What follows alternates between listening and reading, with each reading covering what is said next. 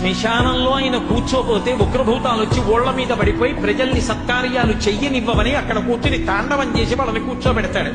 పార్వతీదేవి అడిగింది మహాభారతం అనుశాసనిక పర్వంలో, శుభ్రమైన కైలాసం ఉండగా, ఇంత ఐశ్వర్యం ఉండగా, చింతామణి గృహం ఉండగా శ్మశానంలో ఎందుకుంటున్నారని అడిగింది.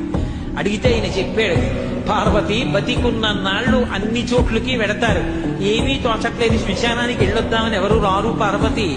నేనంతవాణ్ణంటాడు, పొడుగ్గా ఉన్నానంటాడు, తెల్లగా ఉన్నానంటాడు, పండితుణ్ణంటాడు, పద్యాలు నాకు నోటికొచ్చంటాడు, ఉపన్యాసం చెప్పగలనంటాడు, నాకు పాటలొచ్చంటాడు, నేను నాట్యం చేస్తానంటాడు, నేను అధికారినంటాడు, నా దగ్గర డబ్బు ఉందంటాడు, నేను పాట పాడగలనంటాడు. ఇన్ని ఉన్నాయనుకున్న వాడిలోంచి ఊపిరి బయటికి వెళ్ళిపోయిన తరువాత వాడిని తీసుకెళ్లి 4 కొత్త కర్రల మీద పడుకోబెట్టి చాప చుట్టి తాడు కట్టి పైన నూలుబట్ట కప్పి తీసుకొచ్చి అన్నీ తీసేసి కర్రల మీద పడుకోబెట్టి కాల్చేస్తుంటే జీవుడు లేచి నిలబడి పుర్రె పగిలిపోయిన తరువాత కన్న కొడుకు కూడా స్నానం చేసి వెళ్ళిపోతుంటే చీకటి పడిపోయాక, అయ్య బాబోయ్ చుట్టూ ఉగ్రభూతాలు, నా వాళ్ళన్న వాళ్ళు లేరు, వీళ్ళని నమ్ముకున్నాను, ఒక్కడు లేడని ఏడుస్తుంటే నేనున్నాను రా అని చెప్పడానికి నేను కూడా లేకపోతే చచ్చిన వాడు 1000 మాటలు చచ్చిపోతాడని అక్కడ ఉన్నాను పార్వతి, నా కర్మకాలక్కడ లేనన్నాడు.